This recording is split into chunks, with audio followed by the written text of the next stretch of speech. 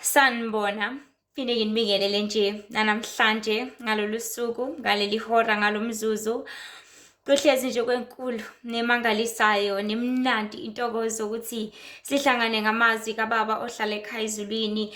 Kuhlezi nje kumangaza ukuthi sisizane ngalezi zindaba ezinkulu kangaka ngokuba ubaba ohlala ekhaya ezulwini uyabathanda kakhulu abantu bakhe, uyabathanda kakhulu especially abadukile abangazi lutho ngokuba ingane eyazi kangcono iyake iqhutshwe njalo, iqhutshwe to hamba usiza laba bangazi, hamba basize phela, especially when it comes to mhlawumbe emsebenzini, mhlawumbe uyi-manager, we-supervisor, wena okumele usize laba abafikayo. You are always at a task la khona kumele njalo uyobalekelela, njalo uyobalekelela, uyobasiza. Why? Because they do not have a better understanding ukuthi kumele benzeni, kulindelekeni kubona, kumele babehave kanjani, kumele basebenze kuphi, kumele bathinte ini, bangathinti ini, benze ini, ngasiphi isikhathi, kuphi okulungile ukuze bekwazi ukuqualify so that they can be permanent as well. So uNkulunkulu always ngaso sonke isikhathi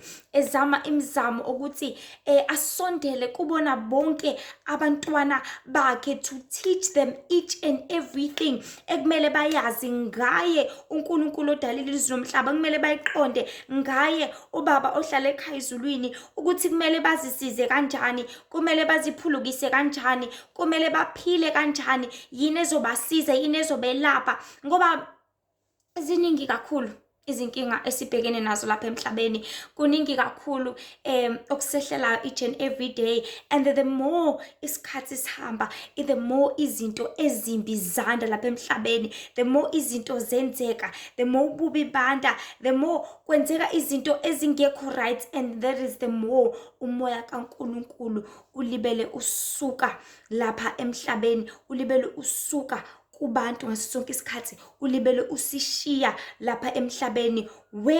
When ngale nkathi singayenzi intando kababa ohlala ekhaya ezulwini, ngale nkathi singakwenzi lokhu okufanelekile, okusemqoka, okuzosondeza nokuzoletha ubaba eduzane nathi. But if thina we gonna continuously and keep on just doing anyhow, keep on just doing anything, keep on just doing isinome kanjani, that is when we will lack understanding ukuthi uNkulunkulu kahle kahle uthotshelwa kanjani, uNkulunkulu kahle kahle yenziwa kanjani intando yakho, uNkulunkulu kahle kahle ufunani, ulindeleni kithi, akalindelanga ini. But we need to come to a point and understanding ukuthi zonke izinto sizenza ngaye ubaba ohlala ekhaya ezulwini. So ihloko sethu nje fisa sikhulume ngaso ngalesikhathi sithi konke sikwenza ngomoya kaNkulunkulu, konke sikwenza ngomoya kaNkulunkulu. There is nothing even a bit esikwazi ukuzenzela thina, especially when it comes to izinto ezihlangene noNkulunkulu, esikwazi ukuthi sizenzele thina ngamandla ethu. We can never do anything nencane kangakanani sikwenza ngamandla ethu, because thina asinamandla, asinakuhlakanipha, asinagqozo, asina authority, asina direction, asina guide, asina lutho. We know nothing. We are just izingane ezingazi lutho, esazi ukuthi nje thina kumele sifake izinto emlomeni, thina esazile sazi ukuthi kumele sidlale, kumele just like a child, umntwana osanezinyanga, into yazi ukuthi yonke into ayithatha uyifake emlomeni, noma engabona ukuthi lento ayithatha iyinhlabathi noma iyitshe noma ilungile noma ngayiva, akazi ukuthi lento ayifake emlomeni injani, but yena wazi ukuthi kumele afake emlomeni, wazi ukuthi kumele akhale, wazi ukuthi kumele adlale, wazi ukuthi kumele abhadazele, wazi ukuthi kumele afune usizo, wazi ukuthi kumele enze zonke lezi zinto. They do not know what is rightful, elungele bona ngasiphi isikhathi, but ubaba ohlala ekhaya ezulwini is the one who knows and understand ukuthi thina bantu silungelwe yini, thina bantu kumele sidle ini kanjani, thina bantu yini engamele sidle, thina bantu kumele sicele ini kuyena esilungele ngaleso sikhathi. That is why ngaso wonke umzuzu we need to understand ukuthi only by umoya waNkulunkulu we can do things ezizosisondeza kuNkulunkulu, zisenze sigcine ubufakazi bakhe, zisenze sigcine yonke intando yakhe, zisenze sikwenze konke ngokupheleliswa okuthabisa uJehova umdali wezulu nomhlaba, because thina sikwaziyo okuthabisa thina sikwaziyo okusiza thina sikwaziyo okunethezekisa thina, but okuthabisa uNkulunkulu we do not know it.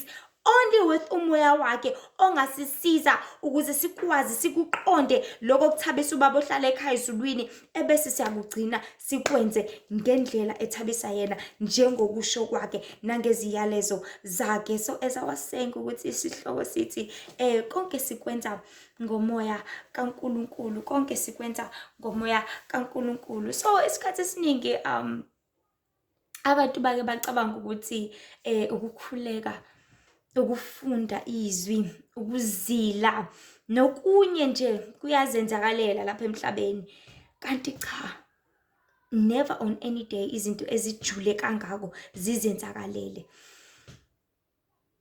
Kodwa konke ukuze kufezeke ngecebo likaNkulunkulu, because ezinye izinto umuntu engazenza kanti uzenzeka ngezinkanuko zakho ukuthi vele sengijwayele, vele enkonzweni kumele kwenze ukuthi vele sekuze kwashiwo, thola ukuthi uzenzela ngokuthanda kwakhe.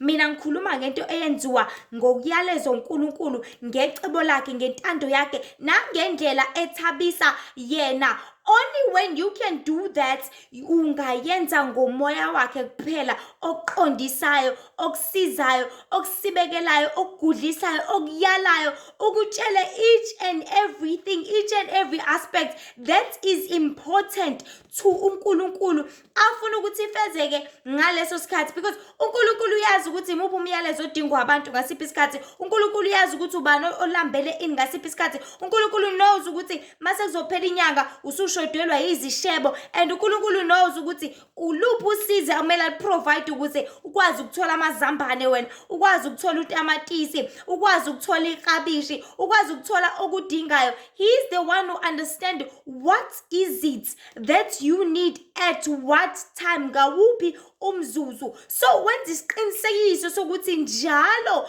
konke ukwenza ngendlela yakhe, konke ukwenza ngesikhathi sakhe, konke futhi ukwenza ngomzuzu wona ofanelekile ngendlela esidinga ngayo, because ngaso sonke isikhathi akekho umunye usikhala kuyena. We always cry to the Lord. We always cry to ubaba wethu ohlala ekhaya ezulwini. We always cry and tell him ngezinkinga zethu. We always cry and tell him ukuthi Nkosi sesibhekana nokuthi, Nkosi sesihlusha ukuthi, Nkosi njengamanje sekwenze ku1 no2 no3 ezimpilweni zethu. Siyacela ukuthi usilekelele, siyacela ukuthi usize, siyacela ukuthi usengame, siyacela ukuthi ube kanye nathi. And uNkulunkulu ngokuzwa imikhuluko yethu, he tries ngazo zonke izindlela ukuthi akwazi ukuthi aphendule, afinyelele kithi ngendlela ezoba usizo nangendlela efanelekile, ngoba uyababona abantwana bakhe and uyabathanda kakhulu. Hence that is why ebalandela njalo ngeqiniso lakhe. That is why ebalandela njalo emateksini, emabhasini, ebalandela njalo ema-TVini, ebalandela njalo ezinkundleni zokuxhumana, zonke izindawo, elandelela ukuthi abantwana bakhe basizakale, elandelela ukuthi abantwana bakhe bambone, elandelela ukuthi abantwana bakhe baqonde ukuthi njengoba usudukile ususehlathini, indlela yokuthi ukwazi ukubuyela emuva yazenza njani. Kuneva elikubambe la emhlane, susa lona qala, uphinde futhi uqalaze nangapha khona elikubambe ngala endlebeni, ususe naleli, ususe naleli, uphinde ususe naleli, khona uzokwazi ukuphuma kuleli hlathi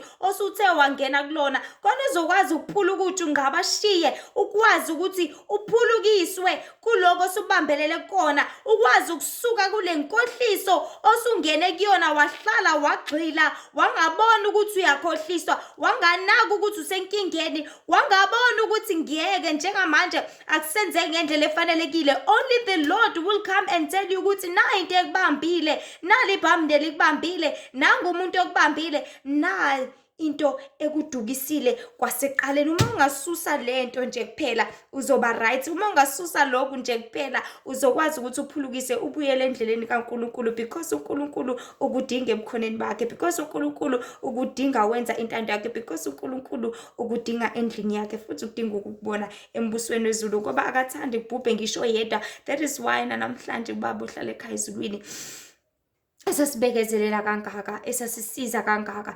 esaseduzane nathi kangaka, esasiyala kangaka, esasixwayisa kangaka, esasondela kithina kangaka, because akafuni sibhubhe nangelodwa ilanga, akafuni sifele ezonweni, akafuni kwenzeke lutho olubi ngathi, ngoba uJehova umdali wezulu nomhlaba usithanda ngezinhliziyo zakhe zonke, usithanda ngenhliziyo yakhe yonke. Nathi kumele simthande ngenhliziyo zethu zonke, as much as he loves us, because uyasibekezelela, because uyasilangazelela, because uyasibiza, because uyasilanda, because usikhuthalele, ekhuthalela ukusindisa, ekhuthalela ukusihlenga, ekhuthalela ukuthi ahleze eliveze uthando lwakhe empilweni zethu, ekhuthalela ukuhleze esenzela yonke into, uhleze nogqozu ngathi, uhleze nokulangazelela ngathi, uhlezi njalo efuna ukuthi simqonde ukuthi usithanda kangakanani. So singabantwana bakaNkulunkulu kumele hlezi sazi ukuthi sihlezi sidinga umoya wakhe ukuthi usisize kukona konke. Kumele sazi singabantu ukuthi inyama le ayikho into ekwazi ukuzenzela yona unless if it's led by a certain spirit.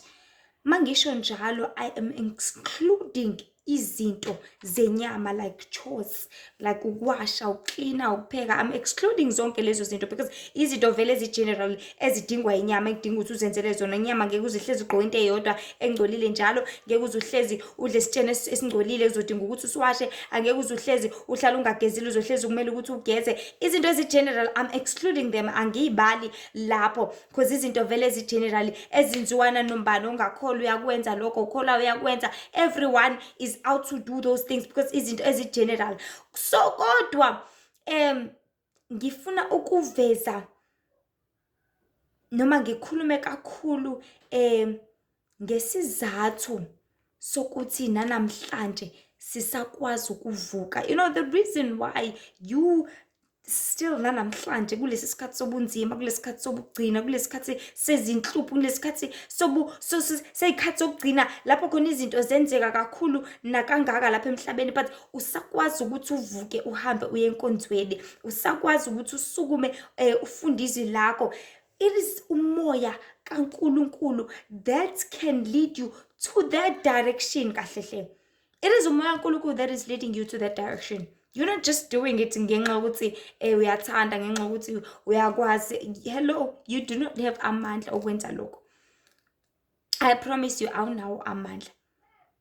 If bengathiwa wonke umuntu unamandla, then ngabe wonke umuntu uyalifunda izwi, ngabe wonke umuntu wenza intando kaNkulunkulu, ngabe kugcwele kuthe phama. Actually ngabe akugcwele ngisho emabandleni, ngabe wonke umuntu udumisa uNkulunkulu, ngabe sidingisha uye emabandleni, ngabe simdumisa sonke ngaso sonke isikhathi, sihlezi sihlabelela, sicula, sithabile ebukhoneni bakhe. But because umoya kaNkulunkulu khona la usungasekho khona kubantu, that is why abantu sebezenzela izinto abazithandayo, bephuze noma bengasathandi, bebheme noma bengasathandi, benza zonke izinto ezinengekayo, whether imfebo, whether imisebenzi yobumnyama, because umoya kaNkulunkulu is not on those places. Umoya kaNkulunkulu is not on those houses. Umoya kaNkulunkulu is not on those bodies, is not on those minds. Awusekho kulabo bantu.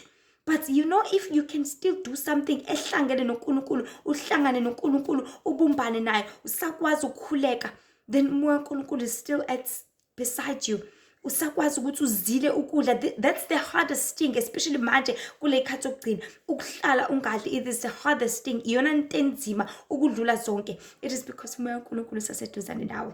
Usakwazi ukuthi uvule iBhayibheli lakho ulifunde, and uma ulifunda uze ukuthi uyal-understanda, uze ukuthi yazi likhuluma nami, yazi lento engifunde ngayo namhlanje, uNkulunkulu kanti umangalisa kangaka, uNkulunkulu kanti ukhuluma into engaka, uNkulunkulu kanti ungithanda kangaka, uNkulunkulu kanti uthi kimi. It is because umoya kaNkulunkulu is still beside you. usakwazi ukuthi uvuke ebusuku and pray umnxusa uNkulunkulu, because ingelo sikaNkulunkulu is still beside you to tell you ukuthi wake up, isikhathi sokukhuleka manje. Uzivuke nje uyitshela ukuthi uphise ukuyochamba, kanti cha, ingelo sikaNkulunkulu isila isiphethe isibambe kanje, izizolalela umthandazo wakho, izolalela umkhuleko wakho, izolalela ukuthi uthini njengamanje kuNkulunkulu, khona izokwazi ukuthi uthathe umthandazo wakho ufake nje kahle kwibox, ebese uyohambisa ekhaya ezulwini uye kubaba uNkulunkulu, ebese impendulo yakho izoza ngesikhathi esifanelekile ngokholo uNkulunkulu nangentando kaNkulunkulu, nangokavinjezelike eminye imimoya ekhona in the spiritual realm. So singabantu bakaNkulunkulu kumele sazi siqonde ukuthi ayikho into ezenzakalelayo ehlangene noNkulunkulu lapha emhlabeni ozenzela ngamandla akho. Ayikho into ezenzakalelayo lapha emhlabeni, unless if abantu they are portraying bazenza izimvu kanti bayizimpisi, especially abafundisi sebekhona njengamanje ababhizi abaspreada umoya wamanga, umoya wenkohliso, umoya uqhambela abantu amanga, bengashumayeli ivangeli leqiniso lika Jesu Kristu, bengashumayeli ivangeli lombuso wezulu, but beshumayela ivangeli lokuthanda izinto, beshumayela ivangeli lobumnyama, lishumayela ivangeli lokukhonzwa bona, lishumayela ivangeli lokwamkela lama blessings ongazi ukuthi aqhamuka kephi. Ivangeli leqiniso bantu bakaNkulunkulu, ivangeli lizophulukisa wena nomphefumulo wakho, ivangeli lizotshela wena ngombuso wezulu, ivangeli lizotshela wena iqiniso ukuthi isono siyisono leso sasenza sizokufaka esihogweni. Ivangeli leqiniso lizokutshela wena ukuthi lokho kubhema lokho sakubhema kuzokufaka esihogweni. Yabo lelo dlozi othi usalikhonza wena ngoba nakho khokho bakho babekhonza lona, lizokufaka esihogweni, because loyo uNkulunkulu loyo umelele noNkulunkulu umdali wezulu nomhlaba, ngeke uzokhonza amakhosi amabili. If you are still saying to yourself ukuthi mina uNkulunkulu wami uhambisana nedlozi, babambisene kanjena bobabuthuna nje bayangisiza empilweni yami, ngingame bona boba uthu, ebese uya enkonzweni, ebese umfundisi wakhe akutshela ukuthi hayi kusa right lokho, lelo vangeli lelo ilona vangeli lenkohliso uJehova uNkulunkulu angalifuna, afuna ukuthi abantu bacaciseleke kukona konke ukuthi akukona lokho, utukile lapho, buya kulelo hlathi, buya kuleso sikhotha, buya kulobo bumnyama and come back to iqiniso likaNkulunkulu ukuthi uNkulunkulu kukhonzwa yena yedwa, uNkulunkulu kulalelwa yena yedwa, mawuzile uzilela uNkulunkulu yena yedwa, mawudle udlela enkosini yena yedwa. You do not praise two kings, because awazojabula lamakhosi omabili, khona eyodwa engeke izijabule. Another weekend uzothi ngisahlabela lo idlozi lami, lo ngiyamhlabela, ebese lo munye umkhonza nini, because naye udinga ukuthi umkhonze ngeweekend, noma uzothi okay ngesabatha ngenkonzweni noSunday ngihlabela lo, methi lo ufuna ukuhlatshela on Saturday ngelinye ilanga uzowenza njani?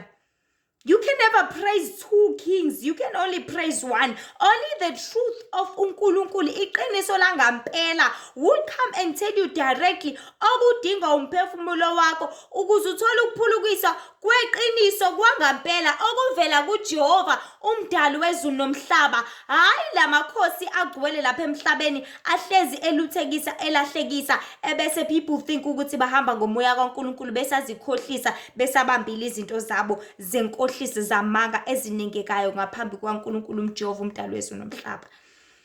So abantu bakaNkulunkulu kumele si-understand ukuthi ayikho into ezenzakalelayo ngaphandle kwamoya kaNkulunkulu lapha emhlabeni, because umoya kaNkulunkulu is the one that gives you a direction.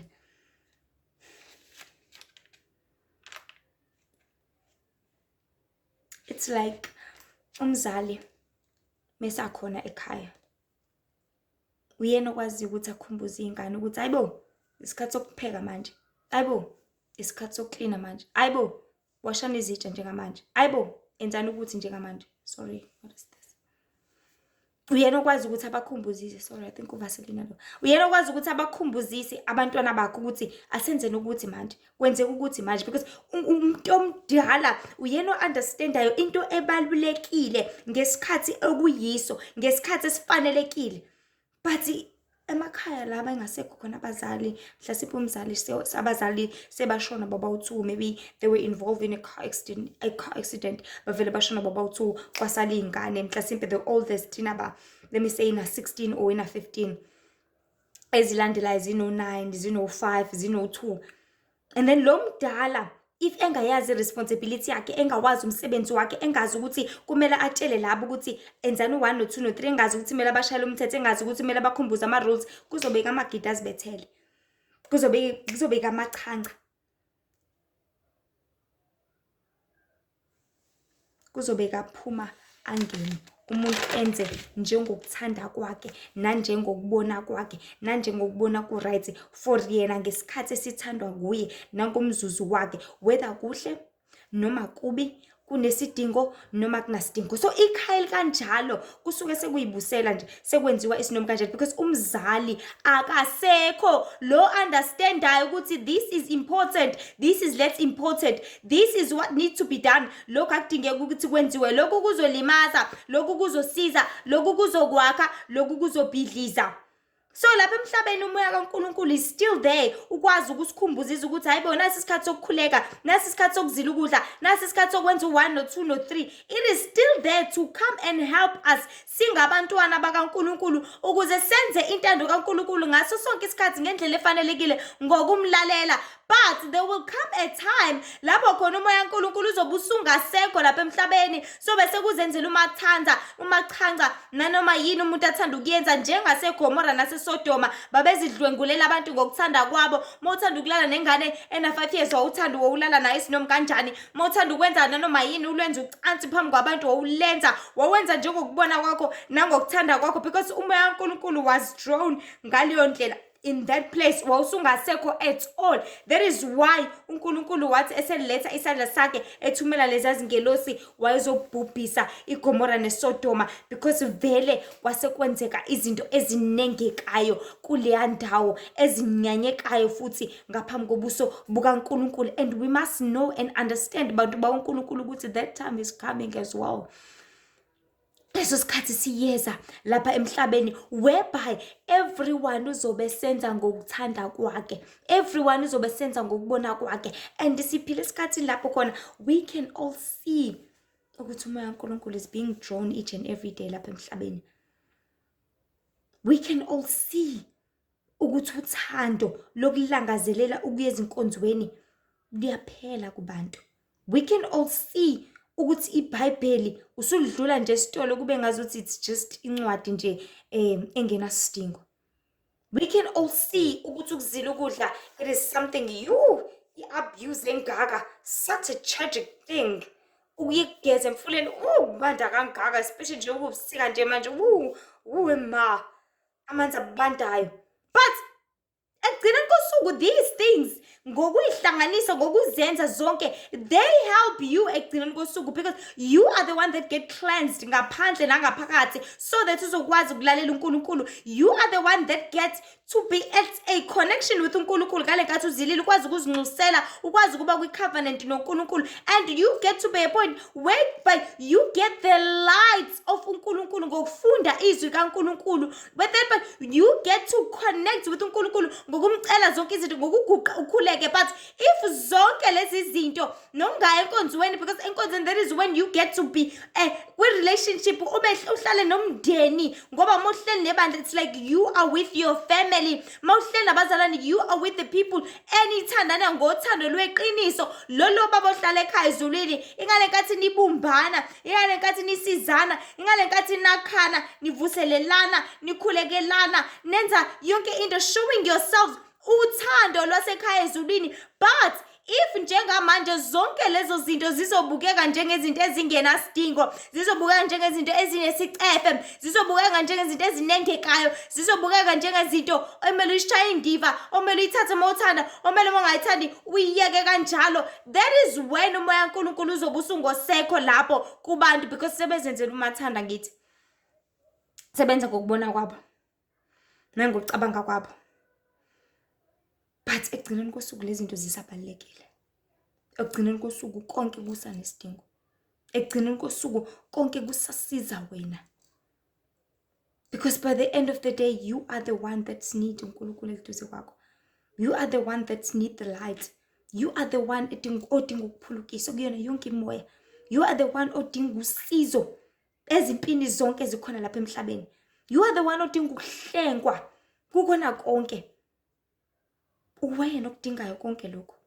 Uwena odinga ukulekelelwa kona konke lokho. So that is why umuntu akwazi ukuthi athi sacela ungikhulekele ngiyeke ukubhema.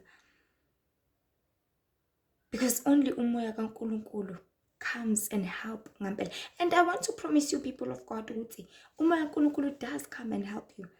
Yabona ngale nkathi uthi sacela ukuthi ungikhulekele bandla dadewethu noma mfowethu noma mfundisi wami, angisathanda ukuphuza, angisathanda ukubhema. Umoya kaNkulunkulu does come. Uthi ngalesi sikhathi usuqalekile, uthi yazama ukuthola imali uvela ungayitholi. Uthi yazama ukupequlula uvela ungathola ngisho ishumi. Uthi uyacela uyabuka omakhelwane wakhe akho umuntu ongamcela imali. Uthi uyabuka nalokhona uthi akanayo imali noma mhlawumbe khona ingane kuphela. Uthi usazama leyo mali leyo uvela ungene lo ucingo. Ucingo liphuthumayo ukuphuthuma endaweni ukuthi sekwenzeka u1 no 2 no 3. Umoya kaNkulunkulu osazama ukuthi uqhelanise naleyo nto leyo. Usazama ukuthi ukubalekale ukuba uyibalekise leyo nkanuko leyo esuka isikhona ngaleso sikhathi. Usuke uzazama ukuthi ukususe lapho uzolobile ukudlinza ngalento, lokucabanga ngalento, ulokucabanga ngokubhema, ulokucabanga ngologwaye, ulokucabanga ukuthi ngayithola kanjani le mali. Uzama ukukususa lapho, uzama ukususa kulowo mqondo, uzama ukususa kuleyo mentality, uzama ukususa kuleyo platform, uzama ukususa kuloko kulangazelela. Because you asked for the Holy Spirit to come and help you angithi. Hlezi sazi ukuthi umoya kaNkulunkulu bantu namaNkulunkulu awuzoza ngokuthi uzokhuluma ngezwi kuphela. Ukuthi hawu ngilizwile izilithi nje inhliziyo zenu zingakhathazeki bese uthi hayi umoya kaNkulunkulu ukhulumile kuphela. Cha, uzofika in your daily lives. Uzokufica upheka. Ukutshela ukuthi ehlisa isitofu lizosho uphuthu lwakho ngoba uzongenelwa ikhona njengamanje ezodinga ukuthi uyibambe and uzothi usukuyikhole ebese uyakhohla bese liyasho uphuthu lwakho. Uzofika ngaleso sikhathi ungaphekile unganakile ozokutshela ukuthi geza njengamanje ngoba kunomuntu ozokusurprise avela athi asambeni wena vele uvilaphe nje uthi ngiyanqena ukugeza. Uzokusiza nganoma ingayiphi into in each and every aspect empilweni yakho ngazo zonke izinto ngakho konke ocabangayo ngakho konke okuwenzayo. Uzokutshela ukuthi leyo mali le ungayithengi leli gwinyo ocabanga ukulithenga njengamanje. Ngeke uzokutshela ukuthi kuzokwenzakalani but leli gwinyo lo 5 rand lo ucabanga ukuthenga kanti kuzoqhamuka omunye umuntu athi ulambile uhlangane nayo khona la eTown just 10 minutes ago wathi ucabanga ukuthenga igwinyo. Kanti uqhamuka umuntu athi ulambile bese lo 5 rand lawo uvela uthatha uthengele yena utamatisi. Easy. But if umoya kaNkulunkulu singawuvumeli ukuthi usebenzise, singawuvumeli ukuthi usulalele, zonke izinto ezohlezi senzeka isinoma kanjani, zonke izinto ezohlezi senzeka kambi ngendlela engafanelekile, ngendlela esingathandi ngayo, ngendlela esingalindele ngayo, nangendlela besingesa safisa ngayo ukuthi kwenzeke izinto lapha emhlabeni. But umoya kaNkulunkulu always come ngesikhathi esifanele, always come ngomzuzu oyiwo. So as I was saying, kuzovela ngene ucingo oluphuthumayo. Kuzoba kuwena ukuthi ngeke mina ngisaqalekile ngeke phela nje ngeke nomuntu hawu ngeke ubuyazi nje mina ukuthi mina kanti umoya kaNkulunkulu was just trying to help you ukuze usuke lapho. And mongaphela wa-attenda lelo cingo uzokhohlwa ukuthi uzukhumbule ngesikhathi ukuthi uyazi bengifuna ukubhema lephelele lela khanda. And one thing that is very important ukuthi ngaso sonke isikhathi yonke into ebesikhulekela, let's say nje for example ubukhulekela ukuthi uye ukubhema, masuza ukuthi nakho ke sekufika ke nalo ke lelo khanda, just go on your knees uthi Nkosi angisakuthandi ngempela, angisafuni ngempela, ngiyacela ukuthi ungisize Nkosi, ngiyacela.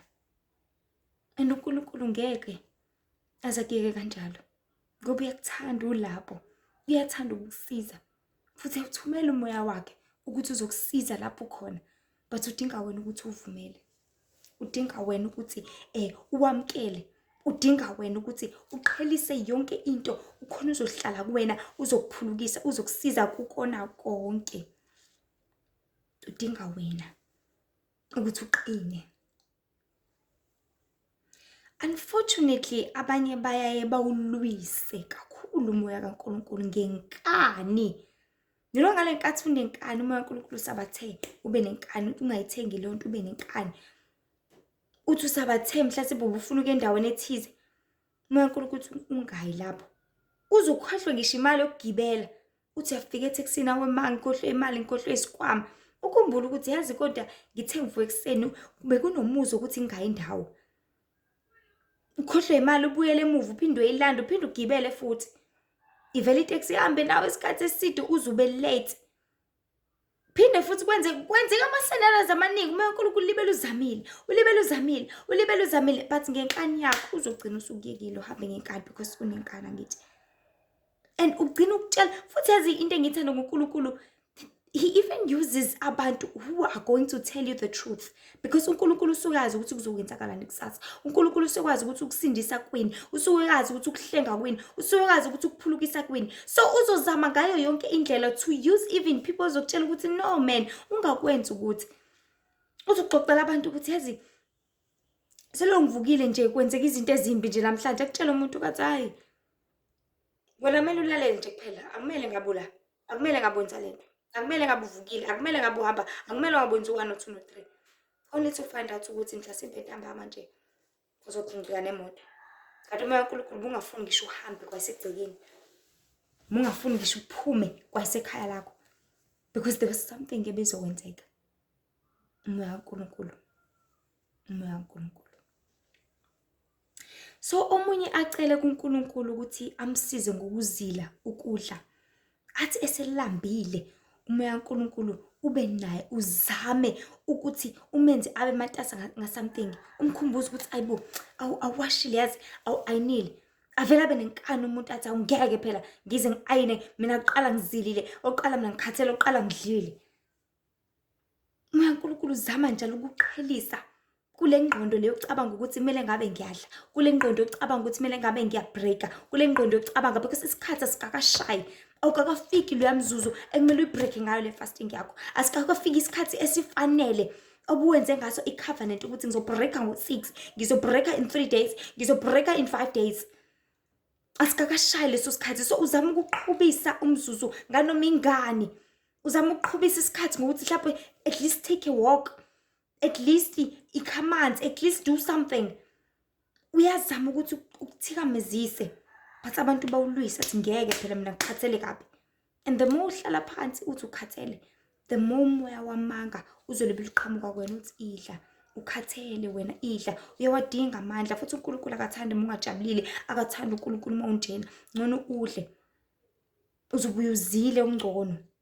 Isithe singaze sithumele even the people around you bazoku-influence ukuthi no, break this fasting, uzobuye ufaste ngenyanga ezayo. Nomathi umuntu ngifuna ukukhipha yazi kade ngangithi ngifuna ukubonga ngasamthing. Kuzanya indlela ukuthi ungalinge wayiqeda noma ufinyelela kule covenant osuthe wayenza nobaba ohlala ekhaya ezulwini.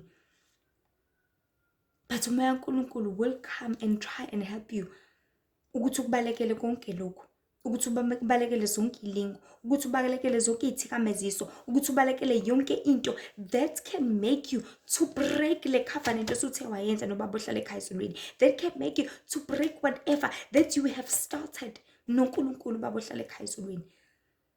But if ungezolalela, if ungezomthobela, if ungezovumela ukuthi umoya kaNkulunkulu ukusize, uzozama uphinde uzame, uphinde uzame, uphinde uzame, uphinde uzame. Up until uNkulunkulu azathi kulungile myeke kanjalo. And the more uqhubeka nalokhu ungamthabisi uNkulunkulu, uNkulunkulu uzakuyeke aze asuke, aze kuze kuphele ngempela. But umoya kaNkulunkulu usukuzamile.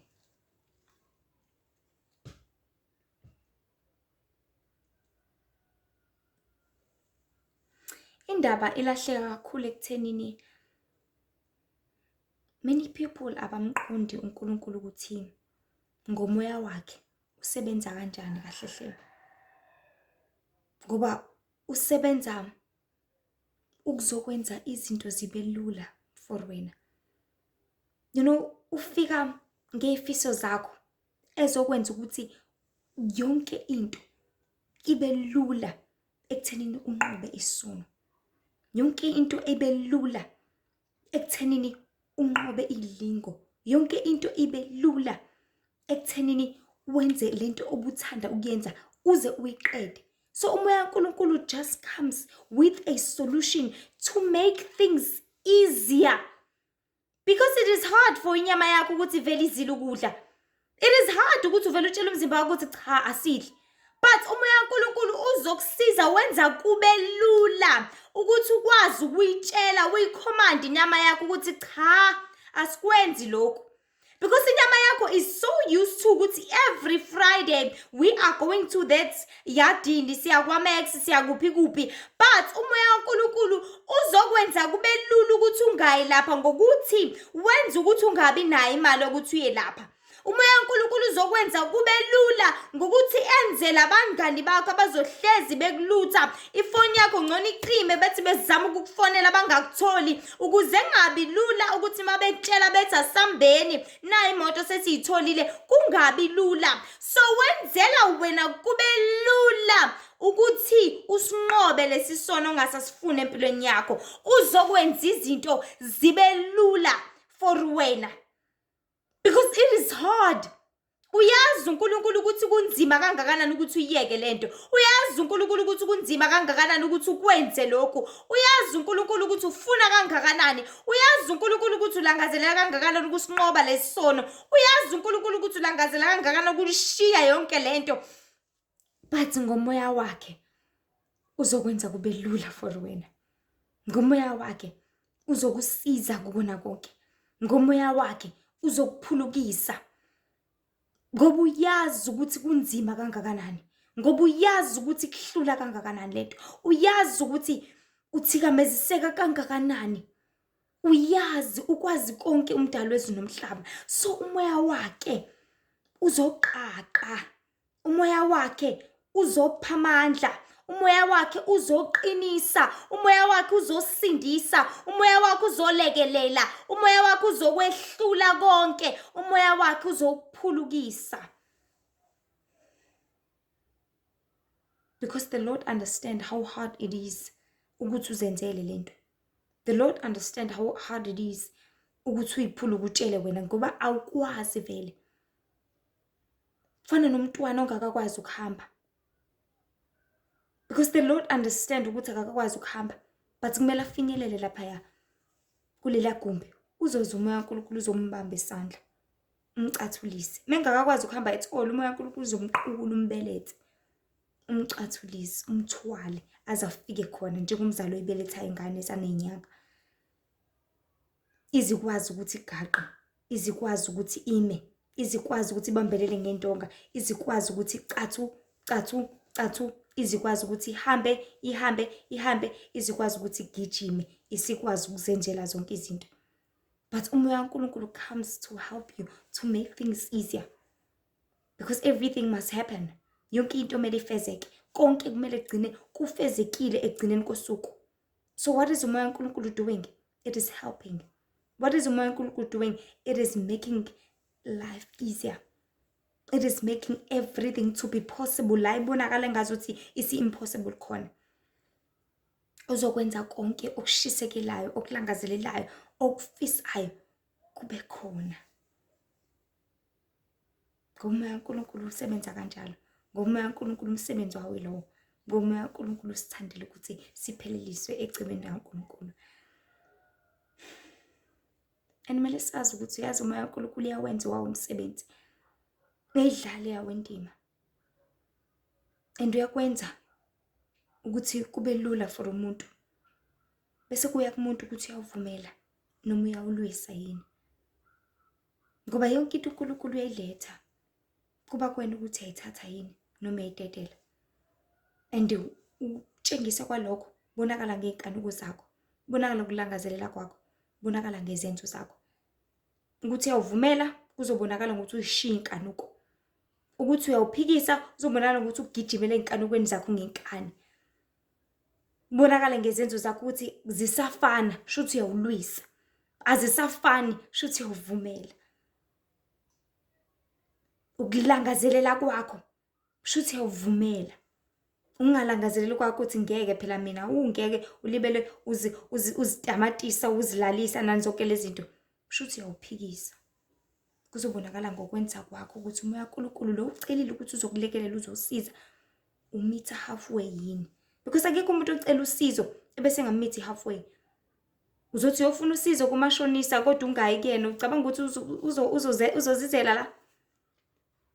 Ngisho ngakuxhumana naye ocingweni. Mase ethi woza, kumele umithi halfway, ungasho ukuthi sacela usizo lwakho bese uqeda uyarelax uthi hayi ngilethele-ke imali.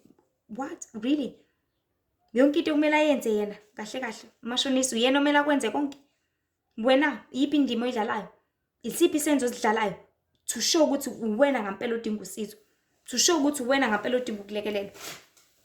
Because indima omele uyidlale wena, it's just to meet them halfway. By what? By doing the collection, because you have asked angithi. Then go and do the collection yaleyo mali ayidingayo ukugibela kusasa ekuseni. Wena kumele uyayilanda phela lapha. Ngeke ufike ucela sicela ngiboleka imali bese yarelax uyitshela ukuthi uzoyiletha. Kanjani? Kumele kubonakale ngokwenza kwakho ukuthi ngampela nawe ulangazelela futhi udinga kangakanani lolu sizo. Only izenzo zakho will show. So ekumele sikuqonde kakhulu singabantu kodwa ukuthi akukho esingazenzela kona ngokwethu uma engekho ngakithi umsindisi. That is what is very important. Ekumele hlezi underline siyazi. Akukho esingakwenza engekho uJehova uMdali wezulu nomhlaba ekuduzane kwethu ngokuba asinawo amandla okwenza utho. Thina singuluntu olwazi kwenyama kuphela. We just know izinto zenyama. Sazi ukuthi kumele sidle like a child. Sazi ukuthi kumele sidlale, sazi ukuthi kumele sixoxe, sazi kumele silale, sazi zonke lezo zinto. But okaNkulunkulu, uNkulunkulu uyazi ukuthi kumele simdumise. Uyazi ukuthi kumele simkhonze. Uyazi ukuthi kumele sifunde izwi lakhe. Only umoya wakhe uzosikhumbuzisa ukuthi no isikhathi ukukhuleka njengamanje. No isikhathi ukuhlabelela njengamanje. No vuka njengamanje. No enza 1 no 2 no 3. Only umoya wakhe. Only if siwulalela, siwuvumela, siwuthobela uzokwazi ukusisiza kuzona zonke izinto empilweni zethu. Kodwa uma sikufuna okukaNkulunkulu ngokweqiniso, ilapho sidinga khona umoya wakhe ngaso sonke isikhathi ukuba usisize, usengame, sikwazi ukuphumelelisa nokuphelelisa icebo lakhe ngakho konke asiyale ngakho ukwenza lapha emhlabeni. Kumele liphumelele icebo likaNkulunkulu. So ukuze liphumelela silwiseni inyama lehlezi igqilazeka, lehlezi ifuna ukubusa, lehlezi ifuna ukuzenzela okuthandwa yiyona. Let's fight this. Asilwiseni lenyama. Ngoba njalo ihlezi imelele necebo laNkulunkulu. Njalo ihlezi imelele noMdali wezulu nomhlaba. Njalo ihlezi imelele noNkulunkulu. If isihlula silwise. Ungafuna ukulalela silwise, ube wincishe lokho oyithandayo, lekuthandayo. Uma ngafuna umthobela uNkulunkulu wincishe lokho ekufuna lekulangazelelayo. Because ayifuna ukuzwa, ayifuna ukulalela. Lezandla ayifuna ukwenza intando kaNkulunkulu. Lezi nyawo ayifuna ukwenza intando kaNkulunkulu. Le ngqondo ayifuna ukulalela, lezi ndlebe ayifuna ukulalela uNkulunkulu. Then fight it. Uyilwise ngakho konke ngaso sonke isikhathi ukuze izothobela intando kaBaba ohlala ekhaya ezulwini, ukuze izothobela intando kaMdali wezulu nomhlaba.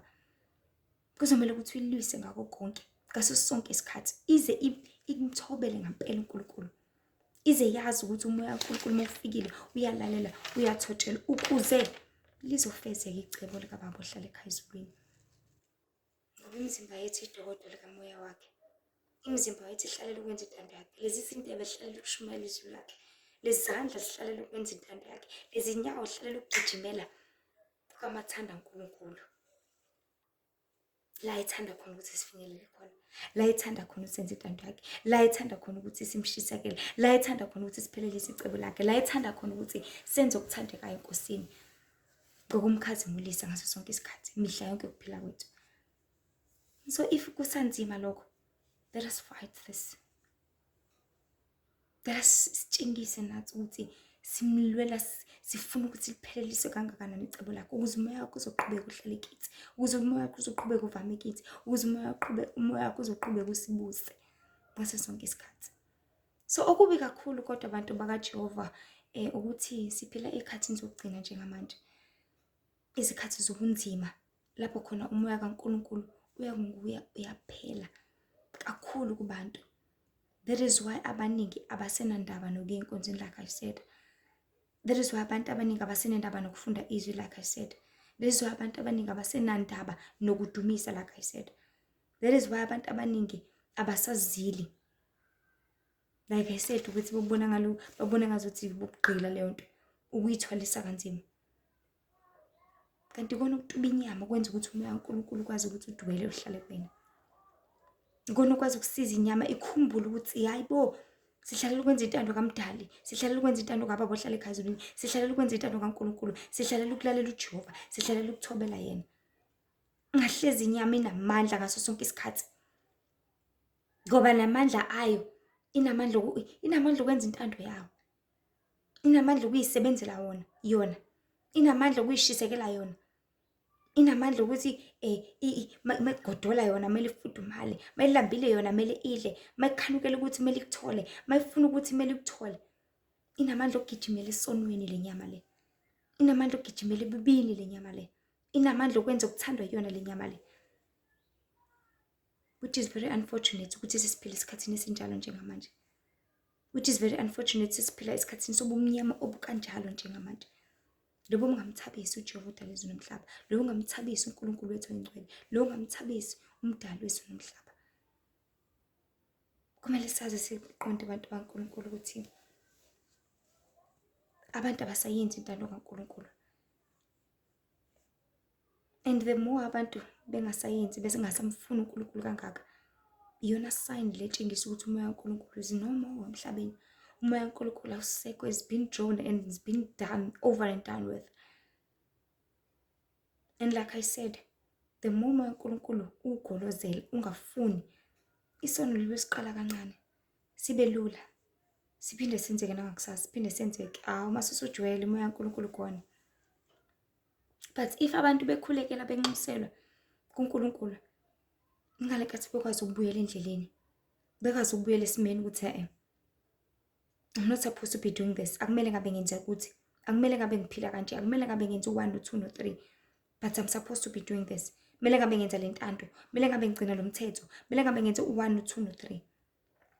Because siyakudinga uqiniswa, siyakudinga uqina ebukhoneni baNkulunkulu, siyakudinga ukuhlala ebukhoneni bakhe, siyakudinga ukwenza intando yakhe njalo, siyakudinga ukuba sebukhoneni bakhe mihla yonke ukuphila kwethu. That is why uNkulunkulu khulekani ningaphezi. Because ngomkhulekela sikwazi ukuthola amandla, sikwazi ukuqina.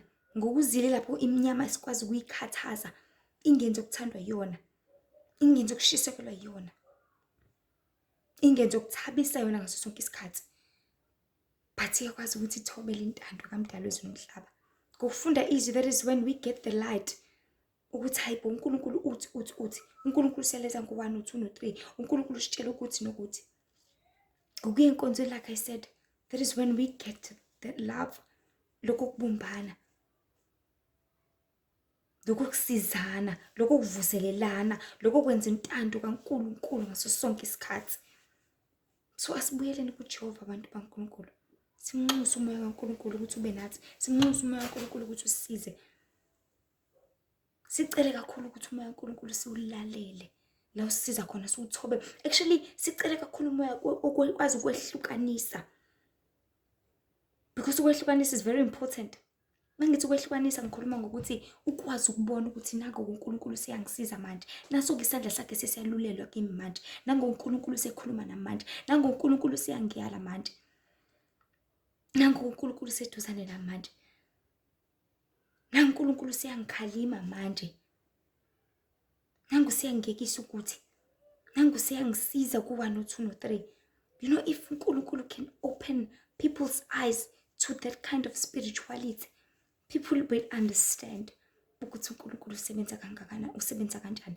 People will understand ukuthi ngumoya wakhe ukwazi ukukhalima ezintweni zonke. Umoya kaNkulunkulu doesn't only happen mawusenkonzweni. I want to repeat this. Abantu bayiqonde. Awu-apply mawusenkonzweni. Awu-apply mawuzilile kuphela. Awu-apply mawukhuleka hlangene nomama bomthandazo balesine, balesithathu. Awu-apply manuvangela kuphela noma apply in each and every aspect yempilo yakho. Because uJehova baba ohlala ekhaya ungubaba. As engubaba, ungubaba ohlezi ebhekile abantwana bakhe every single step, every single way, every single journey. Kuyona yonke into abayenzayo, kuyona yonke into eyenzakalayo emhlabeni.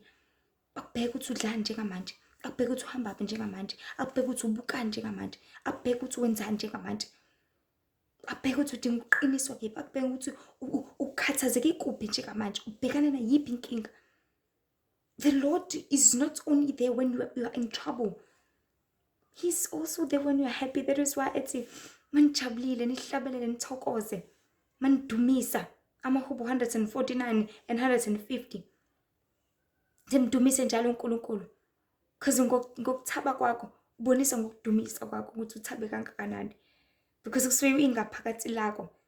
Lisuke lifuna nje ukumanifest likhuphuke litshengisa ukwethaba nokwenamba kusuke kwename ingaphakathi lakho, which is your soul, which is umphefumulo wakho.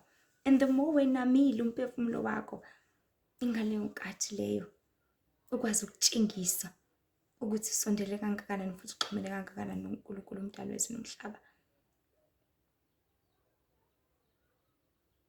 Abese simdumise njalo. Sithabe ebukhoneni bakhe, senzeni intando yakhe, sithokoze ebungcweleni bakhe. Ngoba uyasithanda Jehova umdali wezulu nomhlaba, uyasilangazelela futhi uthanda ukuhlezi seduzane nathi, uhlezi ethanda ukusisiza ezintweni zonke. That is why by the start of this video I said uNkulunkulu uyakunaka, uNkulunkulu uyakubona, uyakwazi ukulambele, uyakwazi ukudingayo, uyakwazi ukubona ukuthi usacathula la, usadinga le step, usadinga uqukulwa, usadinga uphushwa, usadinga ukuhlala kwiprema, usadinga ukuhlala kwibaby walk, usudinga u1 no2 no3. And then uyena uzokunikeza ukuthi okay njengamanje nayi baby walk, nayi prema, naku ukuthi usungabagqoka ophaqa. Ngoba siyakwazi ukuthi izicathulo zakho usungabagqoka ophaqa abangenayo le yabona elastic lengemuva, because umntwana mengakakwazi ukuthi uyagqoka ophaqa, ugqoka ophaqa abane elastic uze abambe kangithi nobhampa bakhe afakele lento lenga elangemuva. But the more ekhula uzokwazi ukuthi noma ngingayifaka lento elangemuva ngizokwazi ukuthi ngihambe ngalezi izicathulo, ngizokwazi ukuthi ngishiseke, ngizokwazi ukuthi ngikwenze konke ngokuhlakanipha, ngokuhamba kwendlela, ngokuhamba kwesikhathi, ngokuqonda ezintweni zonke. So as I was saying ukuthi kumele sicele njalo umoya kaNkulunkulu, ngokuba uNkulunkulu kuphela okwazi ukukholela kwizenzo zokulunga nakuko konke okuthabisa nokuthokozisa umphefumulo wakho. Belihlezi sazi ukuthi imphefumulo yethu ihlezi ilambele uJehova abantu kaNkulunkulu. Imphefumulo yethu ihlezi yomele yena. Imphefumulo yethu ihlezi ilangazelela yena. Imphefumulo yethu ihlezi idinga yena. Imphefumulo yethu ihlezi ifuna ukuba seduze kwakhe. Ihlezi ifuna ukuhlabelelela yena. Ihlezi ifuna ukutusela igama. Ihlezi ifuna ukudumisa yena. Ihlezi ifuna ukufunda izwi lakhe. Ihlezi ifuna ukusondela eduze kwababa ohlala ekhaya ezulwini, because iyazi ukuthi ivela kuye. Iyazi ukuthi yena yedwa ubaba. Iyazi ukuthi yena yedwa uthandayo. Iyazi futhi ukuthi uyophelelaphi if ungasondelene naye uNkulunkulu. Because iyakwazi umphefumulo wakho ukubona mosesonini ukuthi that is why uhlezi ububula umphefumulo womuntu mebusiness sona azathi ngiyacela ukuthi ungikhulekele, because umphefumulo wakho obubulayo uyazi ukuthi mase kuthi uyafa namhlanje uzoya kobhubha, mase kuthi uyashona namhlanje uzoya esihogweni, mase kuthi okwenze ukuthi namhlanje uzolahlwa. That is why umphefumulo uhlezi ulangazela ukuthi ngicela usizo, ngicela usizo, ngicela usizo. Fana na ukhala ucela usizo, ufuna imali yokugibela kusasa because uyazi ukuthi uma ungayitholanga mhlawumbe emsebenzini bazokuxosha nje bese bekunikeze just one more day or just one more chance. Kuthiwa walinge nje walova futhi uxoshiwe. Usuyokhala ke ngaze kushawa 11 ebusuku ufuna nemali yokugibela ngqongqo emzini wabantu because uyakhala uyazi ukuthi kuzokwenzakalani. You will get fired emsebenzini if you will not make it tomorrow. Uzoxoshwa emsebenzini. So umphefumulo wakho uyazi ukuthi if ungasondelene noNkulunkulu, mengasuthi ubonana noNkulunkulu kwayina ngolomzuzu uNkulunkulu uzokuxosha embusweni wezulu. Athi hamba ubelonga kwabalasha wena ngenxa yezenzo zakho zobubi, ngenxa ungalaleli kwakho, ngenxa ungathobeki kwakho, ngenxa ungayenzi intando kaNkulunkulu uselapha emzimbeni. Umphefumulo wakho understand all that. Umphefumulo wakho knows all that. That is why uhlezi ububula. That is why uhlezi ukhala. That is why uhlezi udinga uJehova. That is why uhlezi ufuna umdali wezulu nomhlaba.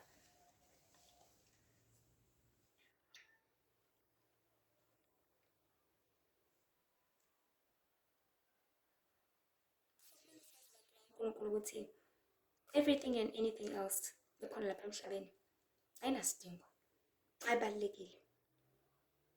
Konke singakuphandlekela sifune ufuna ini, ufuna imoto, okay it's fine, ufuna i-TV, okay it's fine, but ayibalulekile, ayinasidingo. The reason why ngisho njalo it is because uzoyishiya la emhlabeni vele at the end of the day. All these impahla lezi siyigqokile sizoyishiya lapha emhlabeni ngelinye ilanga, sizoyishiya khona la. So in as much as singakulangazelele sikugijimele, sikulangazelele sikufunde konke njalo, but akunasidingo ngoba kuzosala futhi la. But ukube besiyanakho ekhaya ezulwini bekuzobe kubalulekile, ukube bekuzosisiza nangale kwethuna, kusize our spirits, kusize imiphefumulo yethu, ngabe kubalulekile, ngabe kunesidingo, ngabe into kumele sishisekele ngaso sonke isikhathi. That is why indumiso kumele kube into everyday, ukufunda izwi kumele kube into everyday, ukukhuleka kumele kube into everyday, ukusondela eduze nasebukhoneni baNkulunkulu kumele kube into everyday, because into enesidingo ebalulekile. It's just like you uhlala nomzali wakho musa ingane. It is very important ukuthi uhlezi umthobela, uhlezi umhlonipha, uhlezi wenza akuyaleza ngakho, because kunesidingo, kubalulekile. Why? Because mawusebukhoneni bakhe uzokwazi ukukuvikela. Uhlezi la ekhaya uzokwazi ukuthi umzali wakho akusize kuyona yonke into. Mawuthi mangilambile athi nakudla sengiphekile mntanami. Mawuthi mangiyagodola agijima esitolo akuthengele ijacket. Mokhala akugone akhake athi ncese mntanami. Kuzolunga. Yes upetile. Yes uwonile. Yes ukwenzela u1 no2 no3. Kodwa ungenza kangcono kusasa. Ungenza kangcono isikhathi esilandelayo. Ungenza kangcono ngomunye umzuzu. Ngiyakuthanda unjalo. Ngiyakuxolela futhi. But ungasaphindi uyenze lento oyenzile. Umzali wakho okuthandayo. Only if usebukhoneni bakhe. That is when you will understand and know ukuthi yini right ukuthi uyenze, yini futhi engekho right. Yini ebalulekile kumele uyenze, yini futhi engabalulekanga. Only by the understanding of all that ngale kathi uzokwazi ukuqonda ukuthi kubaluleka kangakanani ukuthi uhlale ebukhoneni bakhe. Because umzali wakho yena kuphela ongakusiza kuyona yonke into. And so in as much as you need your parent, that is when we need umoya kaNkulunkulu. Because yena umzali kuthina njengamanje. Because uNkulunkulu ngeke akwazi ukusuka ezulwini ezohlala nathi emhlabeni ongcwele kanje. But only umoya wakhe ungakwazi ukusisiza kulesikhathi sobunzima, sobugcina, sobugqila esibhekene naso njengamanje. Sobhubhano, sosizi, sobumnyama. Isikhathi lapho khona siphila nezimpisi ezingenawo umoya kaNkulunkulu. Siphila esikhathini sodlame ezweni la kwamoya. Kuliwa njalo ngobuthakathi. Kuliwa njalo emoya. Kuliwa njalo ngezinto eziningi ezahlukahlukene. Umoya kaNkulunkulu can help us. So ngakho ke asihlezi silangazelelo owasekhaya ezulwini okudingwa imphefumulo yethu. Sicela umoya kaNkulunkulu usisize futhi singawulwisi. I repeat, singawulwisi. Siuthobele, siulalele ukuze sizokondla futhi siphulukise imiphefumulo yethu ekoneni nakukona konke okuyisindayo okungahlangene nomdali wezulu nomhlaba lo ehlezi simlangazelela mihla yonke. So umoya kaNkulunkulu siucela ukuthi uzosisiza silwe nayo yonke into engahlangene noNkulunkulu.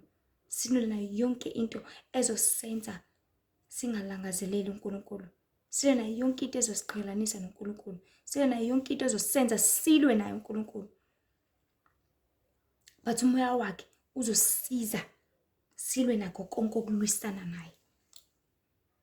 Khona sokwazi ukuhlala ebukhoneni bakhe. Khona sokwazi ukuthi sihlale ebungcweleni bakhe. Khona sokwazi ukuthi sihlale la ethanda ukuthi sibe khona, ezokwazi ukuthi asifice khona, ezokwazi ukuthi asithole khona, ezokwazi ukuthi asiyale khona, ezokwazi ukuthi asisize khona, ezokwazi ukuthi asinikeze konke esikudingayo ngesikhathi esifanele. only ngomoya wakhe, only ngothando lwakhe, only ngokusibikelwa nguye, only ngokuqiniswa nguye. So bantu bakaNkulunkulu hlazi sazi ukuthi akukho esingakwenza ngaphandle kwamanye uNkulunkulu. Ungazitshela ukuthi ungazizilela ukudla, ngeke uzukwazi. Ungazitshela ukuthi ungazikhulekela, ngeke uzukwazi. Ungayivukela ebusuku sinoma, ngeke uzukwazi. You can start ngo-day 1, day 2, day 3. But ukuhamba kwesikhathi uzohamba ukhathale because uzenzela ngokuthanda kwakho. You need umoya kaNkulunkulu to help you. Lo ophumayo ophelayo njengamanje ekhathini zokugcina, ophelayo kubona bonke abantu abaphila emhlabeni, ophelayo kwisizwe sonke. Ungawudedeli ukuthi uphele nakuwe, ungavumeli ukuthi usuke nakuwe. Ngoba uma usubona ukuthi usuwenza izinto ezikuqhelanisa noNkulunkulu, ezikuqhelanisa nokwenza intando kaNkulunkulu, ezikumoshela isikhathi sokuthi ukhuleke, ezikumoshela isikhathi sokuthi ufunde izwi, ezikumoshela isikhathi sokuthi wenze intando kaNkulunkulu, qaphela sekunengozi, qaphela sekunocubo. Buyela kuNkulunkulu, buyela kuyena, ubuyisane naye. Nkosi, ngeke, ngathi sengiyaduka manje, ngathi ngiyalahleka Nkosi engcwele, ngathi akusenzeki njengosho kwakho, ngathi akusenzeki intando yakho, ngathi akusenzeki ukuthabisa wena. Ngiyacela ukuthi ungisize, ngicela umoya wakho ukuthi ungilekelele ngalesi sikhathi, ngicela ukuthi umoya wakho ukuthi ungisize, ungiqinise, bese ubuyele ebukhoneni bakaNkulunkulu ngokwenza intando kaBaba ohlala ekhaya ezulwini. Uzoba nawe, uzokusiza, uzokulekelela, uzokuqinisa, uzokupha amandla, uzokupha ukuhlakanipha, uzokupha ukuqonda, uzokupha ukudeda konke ububi. Bese uyabuyela ebukhoneni bakhe khona uzokwazi ukusiza because sisempini kakhulu kwamoya. Esidinga umoya kaNkulunkulu ukuthi usitshele mangabe kumele sikhuleke, usitshele mangabe bezile, usitshele mangabe sifundiswe, usitshele mangabe sivuke ebusuku sikhuleke, usitshele mangabe sikhuleke nanoma ikuphi lapho sabakhona endleleni, usitshele mangabe makunempi ezayo, usinde emphefumulweni, usisindwe emphushweni, sisindwe, bese siyahlakanipha-ke. So nje Inkosi imusa nothando nibusise ibe nani kubona konke. Hlazi nazi ukuthi akukho eningazenzela khona ngaphandle kwamoya kaNkulunkulu.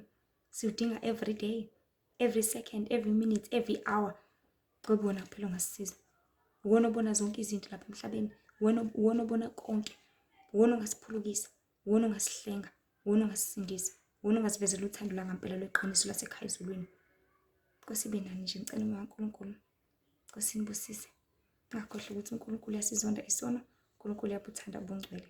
Ezinye izinkundla zokuxhumana khona uTikTok, Instagram and Facebook. Lishithemba Mzobelo. Nkosi ibe nani.